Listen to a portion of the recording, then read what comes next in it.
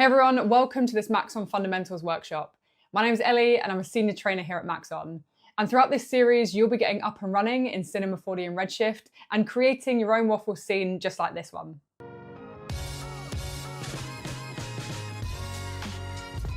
So whether you're a student, a beginner, or just interested in getting into 3D, then this is definitely the workshop for you. We'll be diving into the fundamentals of both Cinema 4D and Redshift, looking at navigation, modeling, animation, as well as lighting, texturing, and rendering. A few important things before we get up and running is this is actually a pre-recorded live stream, but don't worry, I'm also here in the chat with you to answer any questions that you need. Also, if you're watching the recording and you want to get in touch, feel free to ask your questions at training@maxon.net, or feel free to DM me on Instagram. I am at itwasellie, and that's Ellie with a Y. I'll be putting together an FAQ document of all the questions that you asked throughout this entire series, as well as full access to the project files, which you can actually access and download now in the description of this video. In this next episode, it's all about materials and texturing, diving into those all-important base properties, and then of course going into that node editor and learning about how we can begin to start layering up materials, create some complex materials, and just some of the most commonly used nodes that we might need. Let's get started. Okay, let's dive into how we can now look at texturing inside of Cinema 4D and Redshift. And what we're going to do is we're going to look at how we can start to create materials, how we can look at base properties and create different material types, whether it's plastics, metals, things like that. And then we're going to dive into the node editor, look at how we can begin creating some details, some variation, and really just get to grips with some of the most commonly used nodes inside of Redshift that will allow you to begin to start to create some of your own materials. So first things first, let's just kick off our render view, and then let's open this little window here, which is our material manager. And in here is where we can create our materials, and it's where, once we've created materials, we'll be able to find them. So the easiest and the quickest way to create a new material is we can actually just double click in this window. So now we have this new material and we have some base properties down here. Let's assign it to our waffles. So what we can do is we can actually drag and drop it inside our viewport, or we can drag and drop it into our objects manager. And what I'm going to do is I'm actually going to drag and drop it onto this top null, and then it'll apply to all of the waffles in my scene. So now we can see we have this grey texture. And let's actually, just for this, we're going to come out of our camera and we're going to get a little bit closer into here, just so we can really see, what's going on in our scene. And so before we even go into the node editor, we're just going to take a look at how we can begin looking at the main base properties of this material. So if I click this, we can see our attributes manager now shows all the base properties of this. And what I'm actually going to do is let me just pull this up, just so we can see these in a little bit more detail.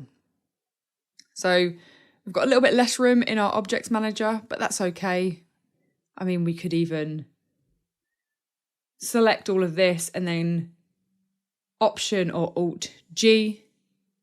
And now this can be our lighting. So now we can see we've just optimized that and organized that a little bit better. So let's go back into this material and let's take a look at exactly what we have inside of here. So we won't be going through every single setting, but we're going to go into the most important and the most common ones. So let me just switch up all of these. We want to start in the base color. So inside of here, these are our base properties. And this is where you as an artist need to understand the type of material that you're creating. So we have the ability to change the base color with this color swatch. And if I just click that, I can now come in and I can begin to change the base color of this inside of here. So I can play around with these settings, or I can type in if I just do this little drop down button here, we can actually type in, hex codes if we have them, or our RGB values. Whatever you like, we can work with those. Let me just switch that back up. We then have this weight value, and this is really important because a lot of the settings inside of materials have a weight value, and effectively it is enabling or adding that particular parameter. So if I remove this all the way down by dragging the slider to 0, we see we no longer have any color weight value, and anything above 0 is beginning to add some of that weight or some of that particular parameter into our scene. Okay, so let's maybe go slightly darker. And let's take a look at what we have next. We have 2 different diffuse models. One is Oronea, and so this is our default, and the other is Lambertian spheres. If you're working with porous materials, so spongy materials, maybe landscape, sand, Lambertian spheres is a really great diffuse model. So we can see how we get that slight change in how our texture looks. Next, if we want to create a metal material, Redshift makes it extremely, extremely easy for us by just applying a metalness slider. So at the moment we have a value of 0. So we actually have no metalness on our object or on our texture. As I begin to increase this value again over 0, we then begin to incorporate some metalness into our object's texture. So if I go to a value of 1, so this is full metalness, we can now see we have a metal material. And the important thing here as well is to note the value, so whether how light or dark your color is, will also have an impact on the metalness. So when we're not working with metalness, this works normally, but when we are, as I sort of pull this down, you'll notice if I get too low, we actually lose that metalness. And so bear in mind, the value of this will play a part in how your metal looks. Let's just pull that back. So I've just Command or Control Z to set that back to the values I had before. Then we have some reflection options. And so this is where we can control the roughness of our object, whether it is a metal or whether it is a plastic or whether it is a wood. Most materials, or pretty much all materials in the real world, have some kind of reflection settings. These can be found online, as well as an index of refraction. So we can begin to look at these. We have some reflection color that we can change. So if I maybe make this quite dramatic, we can see now in those reflections, we're able to apply this secondary color. So of course, in this instance, it doesn't really work. But if we're looking to do some more, maybe, creative or abstract designs or car paint materials where we need to have this reflection color, we can change that in there. Again, just like the base color, we have a weight value, so we can remove reflection altogether. So we have a 100% diffuse, or we can do partial values as well. We then have a roughness value. So this is quite literally how rough or how glossy your texture is going to look. So a value of 0 gives us no roughness. So we can see it almost looks like we have this extremely glossy, shiny looking material, versus if we go higher with the value, we're starting to incorporate more roughness in our reflections, all the way up to a value of 1. Again, it gives us that fully diffuse look. This also plays a part when it comes to working with your metals. So again, if I pull my metal slider up to 1. So we now have a 100% metal material. I can see we have a very, very glossy, shiny metal versus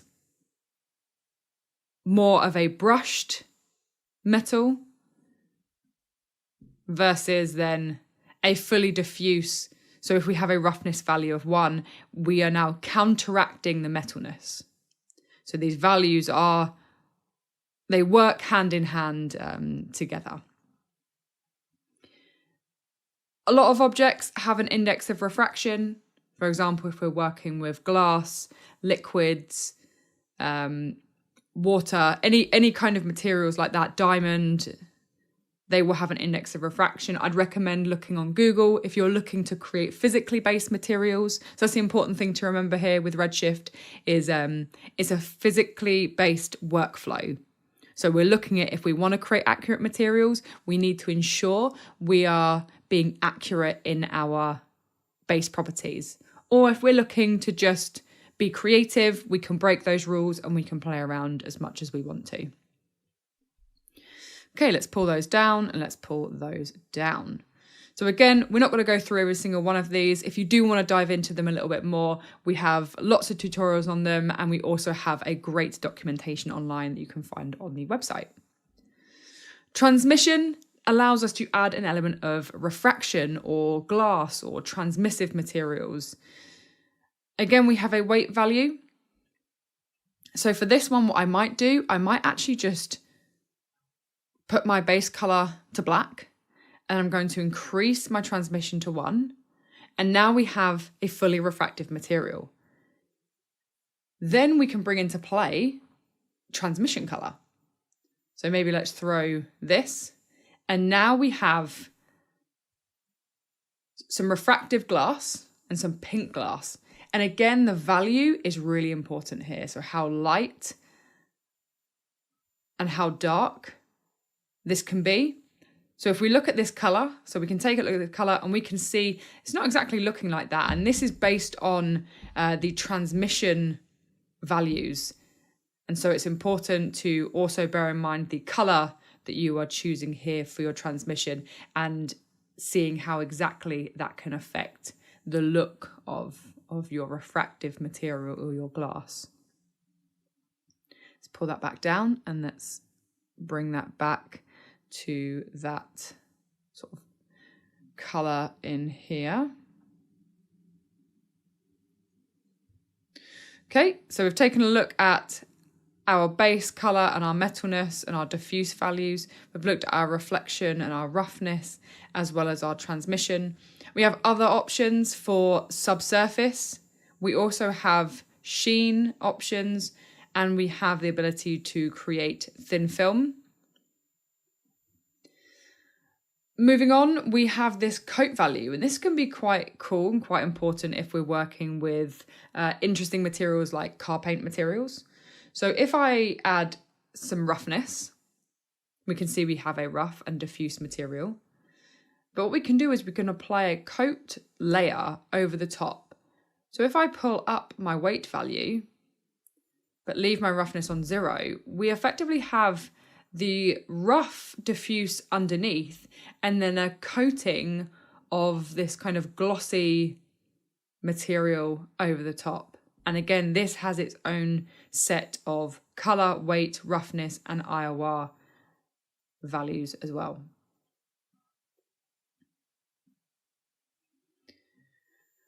We can also create emissive materials. So if you want to have your materials emitting some kind of light, we can do this. So let me just set these values a little bit crazy. So we've got this bright pink, and then we need a weight value. And the difference here is we can go higher than 1. And so the higher we go with the number, the more intense this emissive material is going to be. And you'll notice that it does actually cast light. So now we're getting pink on the inside of this box. And that's because this emissive material does actually cast and create some emission for us. Okay, so we've taken a little look at some of the main base properties of our object. And as I said, this is a great place to begin to dive into some materials and to start just getting familiar with the sort of things that we can create and the things that we can edit and adjust inside of here. The downside to this is we are then limited to only diving into the base properties. What if we want to add, variation in our roughness or in our color? What if we wanted to add some bump or some normal or displacement to add surface detail to our object? What we then have to do is we have to dive into our node editor. And what we're going to do is we're going to do that now. And we're going to build up this waffle material, or we're going to get as close as we can to it, whilst diving into the node editor, some common materials, and just some really fun ways of starting to, get familiar with Redshift texturing on this particular scene. So what we will do is we're going to stay in this actual material. So let me just double click this and let's just call it waffle. So we have our waffle material here. And the way that we can open up our node editor is just by double clicking this waffle material. And then we get this secondary window, which I'm just going to readjust. And so we can still see my node editor. So inside of here, and I'm just using my 1 and 2 shortcuts to move around here. We have our different nodes. So at the moment we have these two, and we'll talk about these in just a sec. We have our base properties on the right-hand side of this window, this separate window, and I still have my render view in view. So this is important because as I make changes, I want to be able to see how it's looking in my render view and how it's going to potentially look in that final render. So when you create a brand new material, what you have is these two nodes. We have our standard material node, which is what we've just taken a look at. So we've just taken a look at all of these different properties here, and that is on the standard material. And then we have the output, and that's telling Redshift to then please output this material that we've just created onto the surface of my object, which we can see here we've got. Right, so let's take a look at what we can actually do now we've got the node editor in front of us. Its main purpose is to create more detail, more complex, and more variation in a material. And so what we can do is we can actually use other things, other nodes, to control these inputs here, but we're not just limited to these inputs. We can control anything inside of these base properties. So all of these different inputs can be varied. So let's show this inside of this roughness option. So at the moment, what we have is an extremely glossy material. And if I double click, here is where I can actually add and find some new nodes to then use in my node editor. So the first thing I want to do is I'm going to grab something called a ramp. And the ramp is a gradient node. So let me just search ramp. So I'm just typing in ramp. And then the way that we can bring it into our node editor is just by dragging and dropping into our scene. So we now have this new node inside of our node editor, and we can begin to play around with it. So what the ramp can do is it has so many different possibilities, but on the surface, it is a gradient of black to white. And what we can do is we can use the ramp to create variation for these different inputs. So first of all, what we can do is I can actually connect the output color to my base color input. So if I just take a look here, we can see we have a few different inputs, and we can use these to control these settings. So if I take my ramp and I connect it to my base color, we can now see that we've applied this black and white gradient onto my material. And then what we can do is we can begin to play around with these little knots by just dragging. So I'm clicking and dragging. And then we can see this gradient. We can even set it to be horizontal, or we can set it to be radial. And we can see how it's mapping slightly different on my objects. Let's maybe pull this a little bit down further. So we can see how this is looking on here.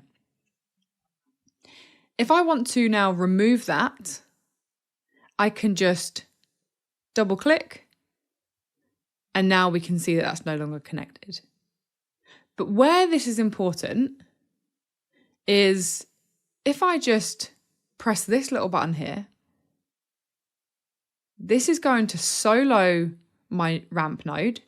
It's also going to show me how it looks and how it's projected on my objects. And let me just sort of pull this in a bit more. Let me just create a bit more of like a harsh gradient here. Here we go, something perhaps a bit like this. Maybe a little bit more. Okay.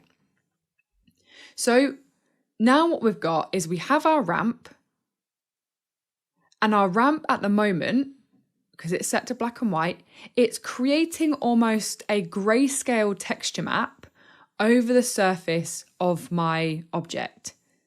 And where this is really important is understanding that we can take grayscale values and black and white values, and we can use them to control the inputs or the numerical inputs inside of our properties.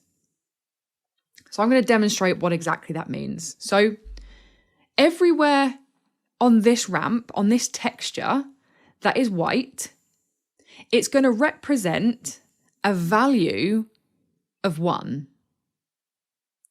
Everywhere that is 100% black is going to represent a value of 0.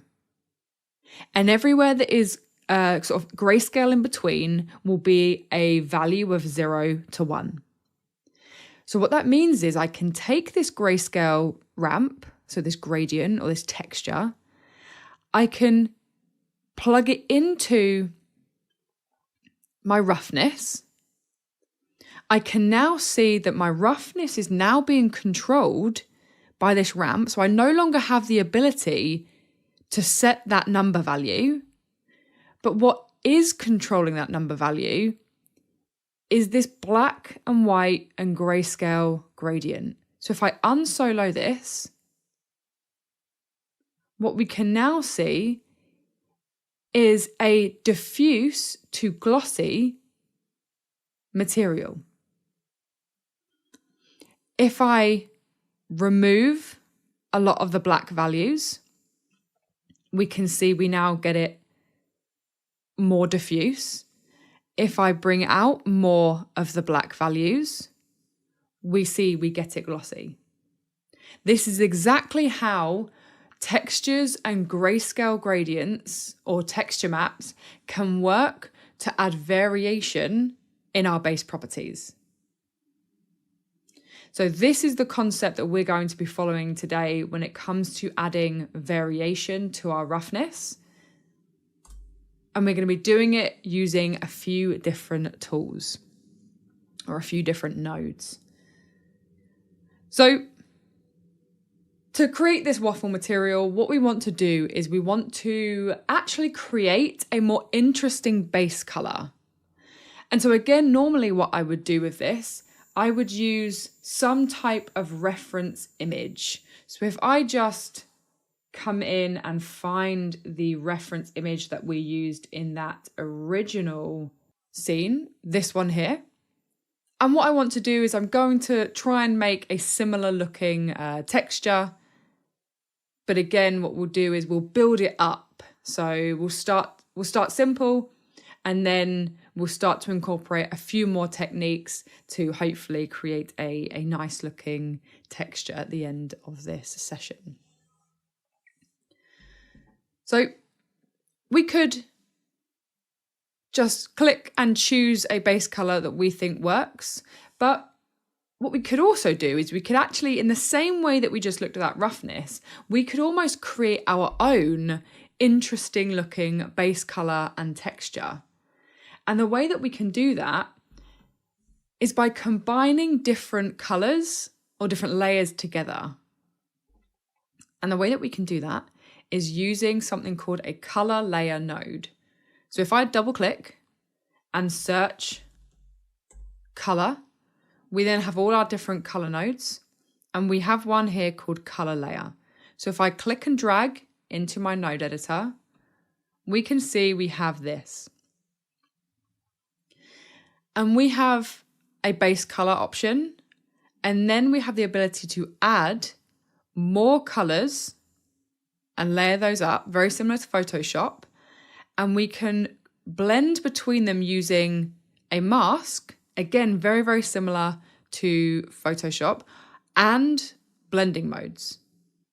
So what I'm going to do is I'm going to choose my own base color now.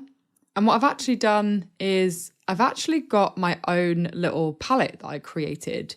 And so we can click and we can actually create our own group. We can create a palette, and then we can drag and drop colors into this palette if we want to. And so I've already taken a look and created some textures that work well for this. And so I'm going to set this as my base color, this sort of like base color of my waffle. But at the moment, we're not actually seeing any changes. So even though we're changing this color layer, we're not actually seeing anything in our render view. And the reason for this is we need to connect this to our standard material. And so we want this to become our new base color. So I just want to connect that into my base color.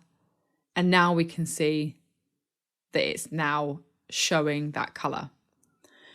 At the moment, it's showing that black. And that's because what we have is we have layer 1 enabled, and that's set to black. So if I switch that off, we'll see that color that we just added. And what we want to do is on some of these areas, on these inside areas of my holes, I actually want to apply a darker color. So again, let's just come into that swatch and then let's just double click that. And now we have this dark color. But what's happened is it's completely overtaken that base color. So what I can do is I can reduce this mask, which works as an opacity, or I could apply a different blending mode. But again, we're not able to have full control of where this exactly is happening. So what we can do is we can actually take advantage of another node, and we can use that very, very similar to that ramp, how we created that gradient, but we can do it based on the outside or the inside of an object. So what we can do is we can double click and we can take a curvature node. And the curvature node is going to allow us to take the convex or the concave areas of our object and recolor them with the color layer. So let's just get everything in view right now so we can see exactly what's going on.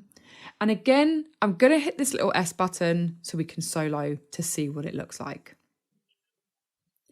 Okay, so in here, we can see we have the convex or the concave.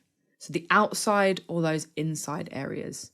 And as we said, we want the inside areas. So we're creating this new gradient, this new grayscale or black and white texture map, which we can then use within our node setup. We can increase or decrease the radius to bring in more or less of those inside or outside edges.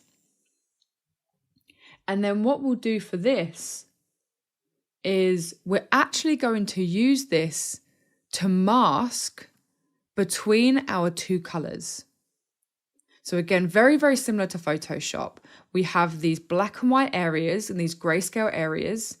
And based on where these are on my object, it's going to mask out between these two colors. So if I connect this into the layer 1 mask, so this option here, we can connect that down into the mask and unsolo that. And we can see we're not really getting what we'd hoped for. And this is where we now need to play with our blending modes to find a blend that works for all of them. So I know darken works in this setup. And so now what we have is, if I just refresh that, we can't really see everything. So we can't really see what we were hoping for. So if I solo this, we really should be able to see a little bit more of this detail inside of here. So what we can do is we can take that ramp again, but this time we're going to use it to really bring out more of this white area. So if I double click and I search ramp, I'm going to show you a little trick that we can do. I want the ramp to look at the curvature, recolor those black and white areas, and then go into my color layer. So if I drag and drop this over the branch, it's going to allow me to do that. So if I pull this white value in, because it's the white values that I really want to increase, just like this. So now what we've done is we've taken this original node, which has created this type of gradient. We've taken the ramp and we've used it to really increase those white areas, which in turn should now bring out a lot more of that detail inside of here.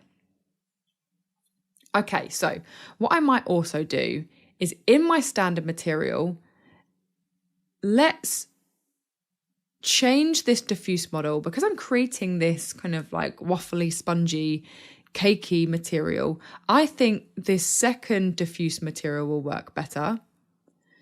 And then for now, let me just up my roughness value. But what we will do is we're actually going to create our own roughness later on. Okay, so just to recap, we have our color layer with our light beige and our slightly darker beige, which are our two waffle textures or base colors. We've combined them together in our color layer. But what we've done is we've masked out part of this color to show this darker one using our curvature, which looks at the convex or the concave areas. So it's looking at the inside of those holes. And then we've used that ramp to just really bring out more of those white values by pulling that handle in. So we can see this is what our ramp looks like. And now what we want to do is we actually want to add even more variation to this. So I'm going to show you a really fun way of doing that really, really easily. So back, if you remember in the first session, we looked a lot at noises and in particular Maxon noises. And this created some really nice random detail, some variation. What we can do is we can actually use these also inside of texturing in Redshift. So again, if I double click to create a new node and I search Maxon noise, I can drag and drop this into my scene. Again, we're going to solo it just so we can see how it looks. And if I click this noise, you can see all of the settings that you're probably familiar with from that first session. So loads and loads of different possibilities that we have inside of here. So what can we do? Well, we can actually play around with this noise and create a more interesting look. So if we leave this on noise, we could maybe scale this down to a smaller value, and we can see how we're getting this variation. Perhaps we could even change the noise to find a slightly more interesting one. So this one looks quite nice, blistered turbulence. We can then actually use the ramp for another possibility. So at the moment, what we've done is we've seen how to create a gradient. We've seen how to then remap those black and white areas. What we can also do is we can use it to recolor.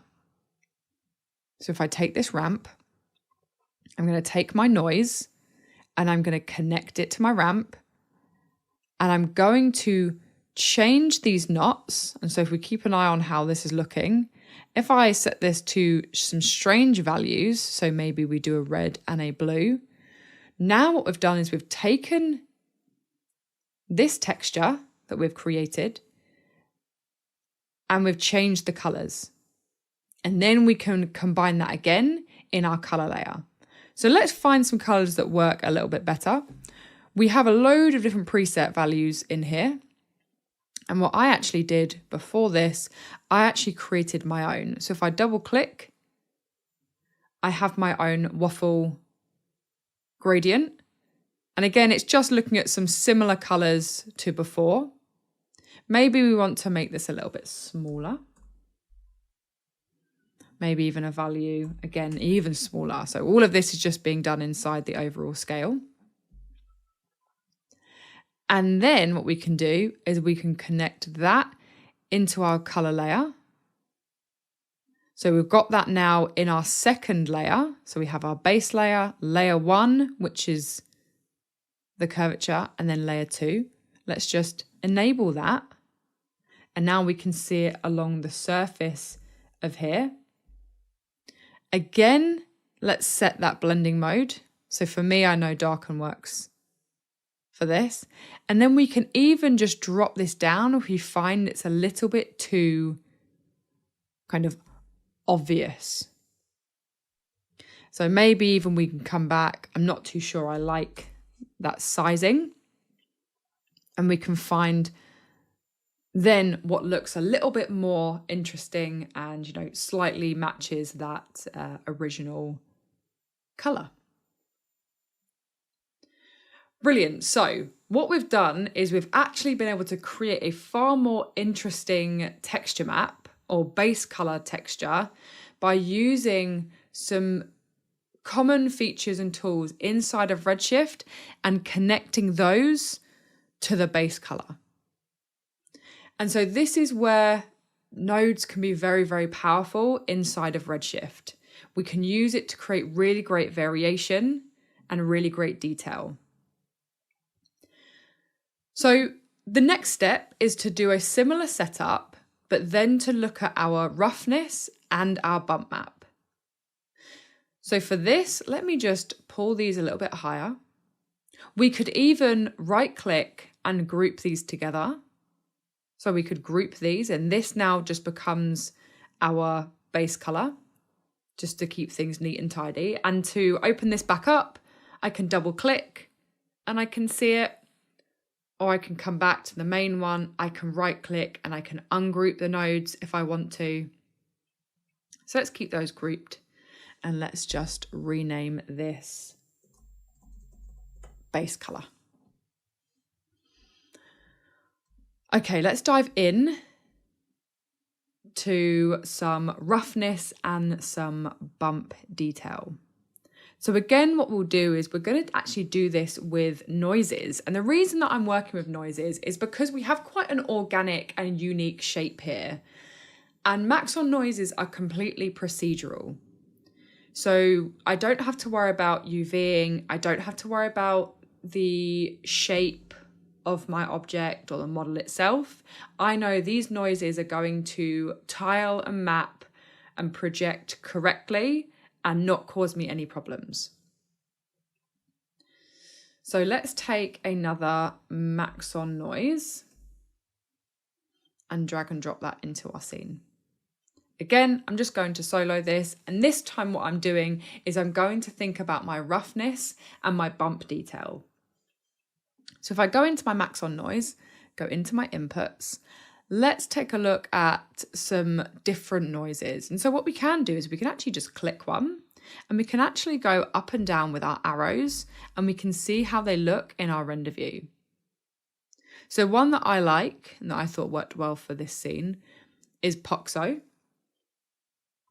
And within here, again, we have loads of different options to really add or remove detail. So if we reduce our octave slightly, we can see how we remove some of that additional detail. Again, we might want to reduce the scale down, perhaps to something like 10. And then we can even control the output values. So if we want to have more or less dark areas, we can really play around with these low and high clip options. So we can create something perhaps a little bit like this. Because remember, when we looked at roughness variation, these black and white values are going to represent those different roughness values. So that's the important thing to remember when we're then playing around with our different textures. So maybe I'll pull our brightness up just a little, and then maybe our contrast up just a little as well. Okay, so now what we can do is we can take this noise, we can unsolo it, and we can have it control our reflection roughness. And so now what we can see is we can see this slight varying detail in our roughness. So we have some areas that could be a little bit more rough and some areas that are a little bit less. Again, helping add to that extra, element of detail. Then what we can do is we can take this same noise and add some bump detail. So bump detail is surface detail over our object. And the way that this all works together is, unfortunately, we can't actually connect this into the bump. Well, we can, but it's not really going to work as it should. So what we need to do is we need to double click and create or add the bump map node. So this allows us to control this texture, this noise here, as a bump map. So we connect it into the input, and then we can see we have our little color coded inputs here. So we connect that now into the bump map. And now we can see we have some bump detail in here. So at the moment, it's looking quite intense. And that's because the bump map, the height scale is set to a value of 1. And this is 1 centimeter. So again, based on the size of your objects and the size detail that you want, you need to make sure that you come in and you change these settings. So we could maybe go to a value of 0.1. Again, it still might be a little bit too high. So let's go 0.05. And we've now begun to add some of that detail into here. Okay. So for now, I think I'm going to leave this as it is. And that's because I want to look at some of the other materials in our scene, look at those, how we can create those based off of pre-made materials in the asset browser. And then we'll dive a little bit back into this and look at how we can then explore and create even more variation and even more complex detail. So let's close this out and let's maybe come out a little bit so we can see a bit more in our scene. Okay, brilliant. So we've already talked a little bit over this series about the asset browser and the things that we can find inside of here. But what we haven't talked about yet are the textures that we can find. And so if we go to our materials, we can then see we have loads of different material menus that we can use. But the important thing we need to bear in mind is we need to make sure we're using Redshift materials. So again, in our search bar, we can search Redshift, and all of these are the pre-made materials that you can access. But remember, one final time, dependent on the license that you have will depend on the materials that you have available. So what I want to do is I actually want to find a couple of materials just to fill out these other two objects in my scene. And so I know one that everyone has available is plastic, and I think it's old plastic. Let me see if I can find this in here. It's plastic old glossy. Yes, I think this should be the right one. So if I double click this one and just open that up. So as I've double clicked that material, it's downloaded, and now we have it in our scene to use.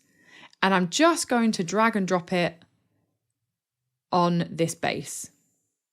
So we can now see we have this really great looking rough old plastic material. What's great about this is I actually don't need to worry about going into the material itself. If I want to resize it or recolor it, I can just click the material, and then in here, if I just scroll that up, we have our size in centimeters, so I can decrease or increase the size, and we can see it's tiling more on the surface. So based on the object that you're throwing it on, you might need to play around with the sizing. I maybe want to go, do you know what? I actually think 50 centimeters works fine. And then I just want to recolor this. And so again, I can click and I can change my color. And I've actually got my palette here of ones that I've already created. And so I'm going to go with this purple material. And the next one we're going to take is actually a cardboard material. So search card, and then we should find this cardboard texture here. So if I double click, we have our basic card, and then I can just throw that onto the box. And what I will do is I'm actually going to just scale it down. So at the moment we can see it's not really looking that accurate to the box object. So let's go into the basic card, and we can see it's a really nice and simple material. This is all we have going on. We have the base color and we have the normal in the bump map. So very similar to a setup that we just created. And if I just solo the base color, we can see how this looks. And this is a texture. So what it is it's actually a texture map that's been brought into the node editor. And this can be done really easily. We can actually just find some kind of media and we can drag and drop that into our node editor. And then we have that to use. And we even have remap options. So if I want to tile this more over the surface of my object, I can actually increase the scale here. And you'll notice now it actually looks far more accurate. And I'm also going to do it with a normal map. And now if I unsolo this, we'll be able to see that this looks a lot better than it did in the original. Brilliant. And then what we can do is we can actually create some material blending with this. So we have our card, which looks fine, but it would look a little bit better if we maybe had a little bit more of an interesting base color. So the way that we can do that is actually with my base color selected, we can double click and we can recolor it again using that ramp node. And then we can just recolor our knots. So in the exact same way that we edited our base color of our waffle. And let me just load this preset here. So this is the one I'd already created. So again, we're sort of matching those pinky colors that we have. But now what we can do is we can actually play around with some material blending. So this is where things again start to get really fun and really interesting. So if I want to blend between two materials, and I don't mean blend between colors using the color layer, I mean blend between two actual standard materials. The way that we do that is we can create a new material. So if I take this one here, and maybe we make this a lighter pink. So again, let's just find that secondary color, and we can solo that. So we have this new light pinky color. We can search for a material blender or a material layer. So the difference here is a material layer, you can blend between two materials. A blender can go, I believe, up to 7 or 8 materials. Yep, 7 materials. So let's take the material blender. And I'm going to connect my pink material into my base color. So we can see we've got the output going into my base color. And then this card material, the one that we've taken from the asset browser, let's just connect that to layer 1, material color. And let's make sure we replace this. So this is our setup. We have the pink, we have the cardboard, we have the blender, and we have the output. But at the moment, kind of similar to the color layer, we're just kind of overtaking the other. So what if we wanted to create a more interesting mask for this? Well, let's do that. Let's create an interesting black and white mask to blend or mask out between these two materials. So let's go to the Maxon noise and let's grab perhaps the Voronoi 1. So this is a really cool pattern to create some circle effects. I'm going to show you how we can do that. Leave our octaves on 5. Scale this to 50. And then output, set my contrast to 1. So now we have these really cool looking circles, and then we can adjust and we can play around with this exponent value. Maybe we can set it back, what was that, on 2, set that to 2.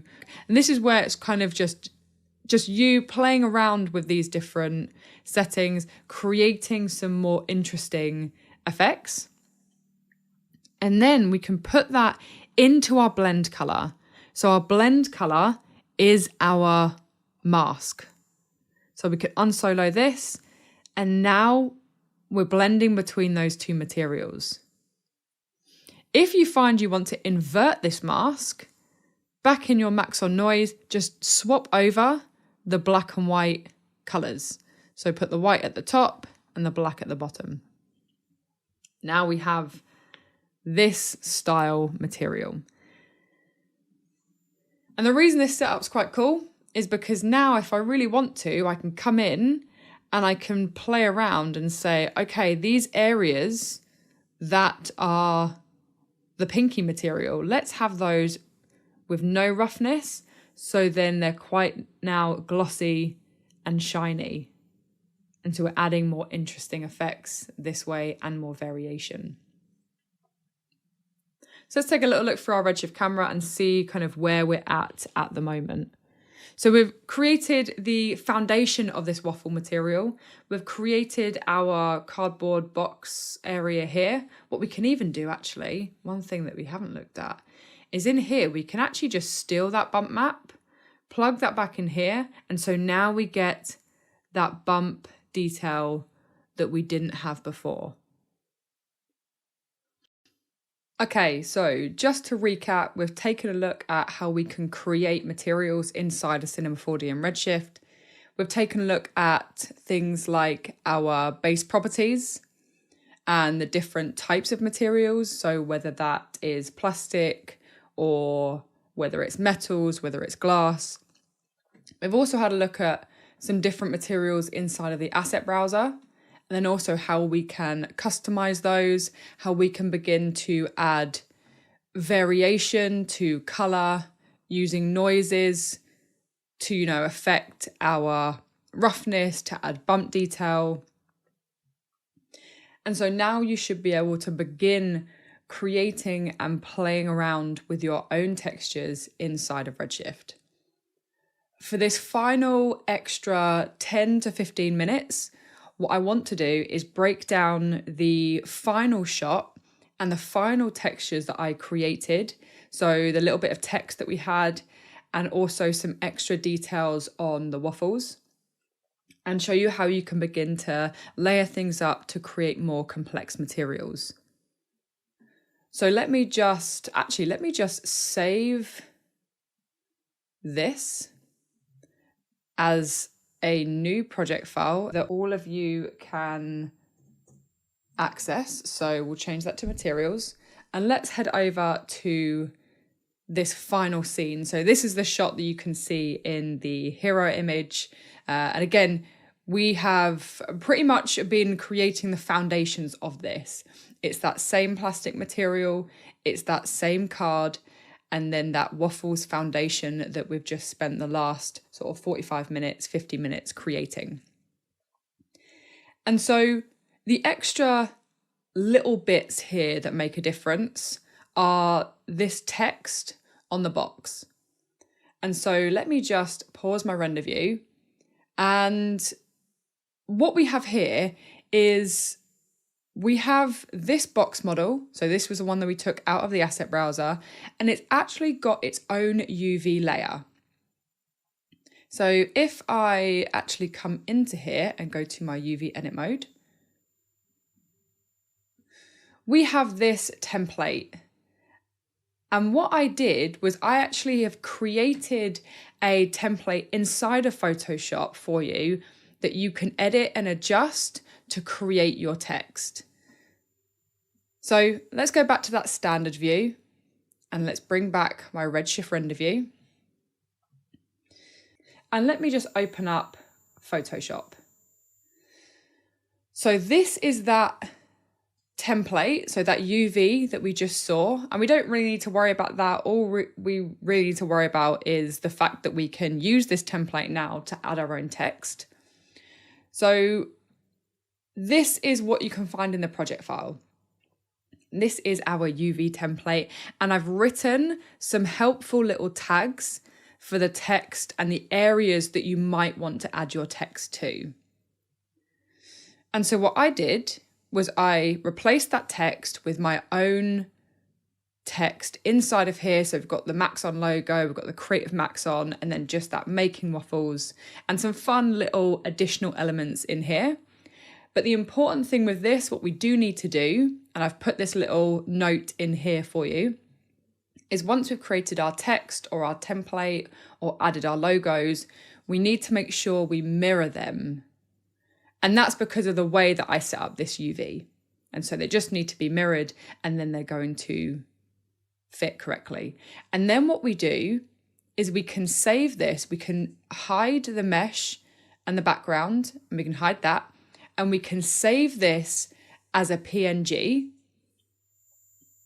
And then back in Cinema 4D, if I kick this off, and if we open up that basic cardboard, this is that PNG that we've created. So it comes in as a texture. We drag and drop it into here. If I solo this, we'll be able to see this is what it looks like. And then a little trick, we can use it. So in the same way that we have our pink and our card materials blending together using this Maxon noise mask, I've just created a white material. I've put it in my layer 2, and now I'm using the PNG and I'm splitting out the alpha so we can search these nodes, and you can see they're all in here. So we have a color splitter node, and it allows us, because it's a PNG, to split out the alpha channel. So we can see here, we've got the alpha output, and connect that into the blend color. And if I unsolo that, we've been able to add this third material, this third layer in my material blender. And what we could do, well, the fun thing about this is if we wanted this to be like a foil material, we could apply that and create a shiny foil if we wanted to. So that's how we created the text. And so as I said, this template, this Photoshop template is available for you to use and to edit and adjust inside the project files, and it will match to this box. And now let's dive into the waffles texture. So we have quite a bit going on here, but really it's just more of the same techniques that we just looked at. So we have our output and we have our standard material. So this is our standard material with our base properties. And we have just a few things controlling these elements.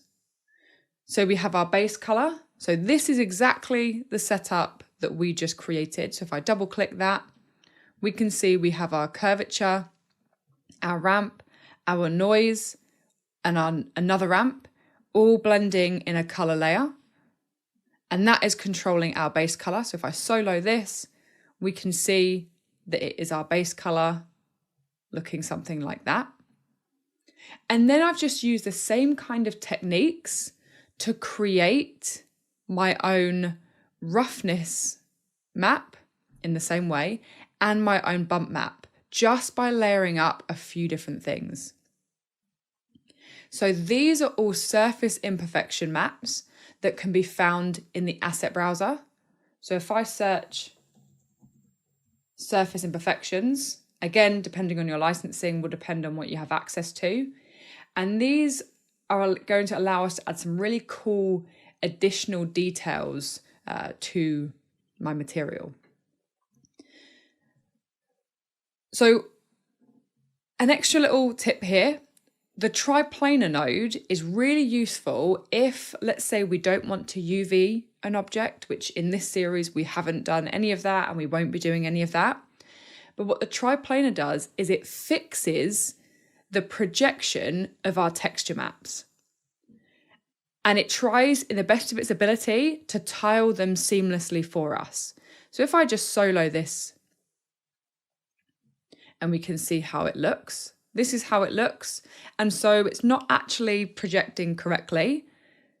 And so just by connecting it to the triplanar, we can now see that it is. And all we do is we do the output color to the image X, and then the triplanar effectively then gets layered in that color layer.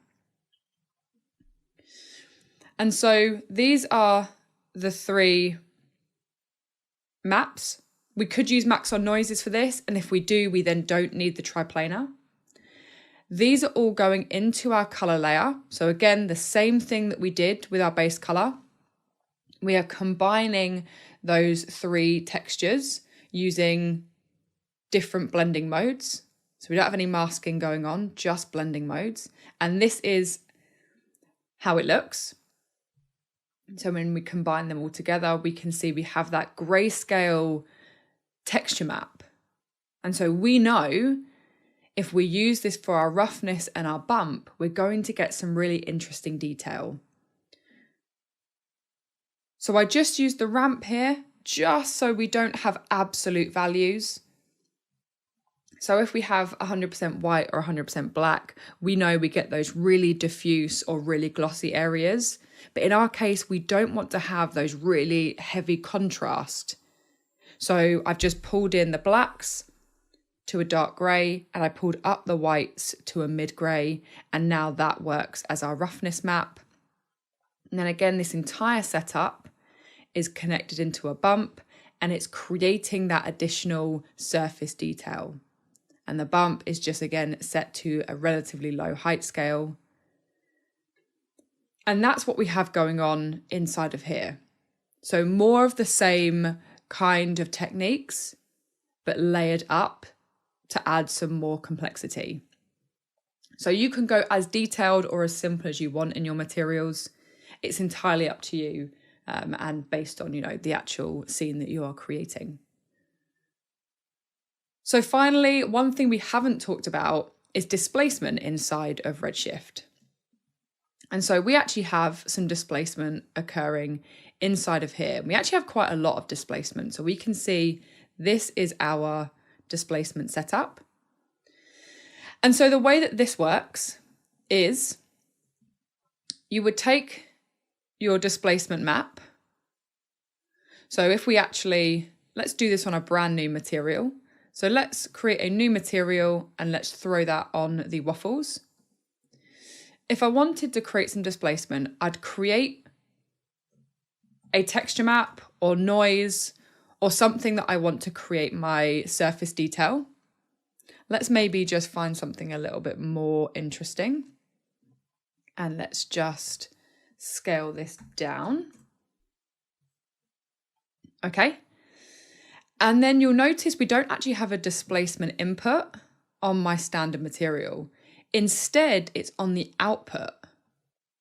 And so very similar to the bump map, we need to have a displacement node to tell Redshift that this noise is to be considered as displacement. So if we double click, we can take displacement, we can grab that, and we can just connect output color to texture map, and then this into displacement. And now we can see we have displacement occurring. And so in my displacement node, here is where we can fine tune the height of my displacement. So if we want to have more or less, maybe we can go to a value of 0.2.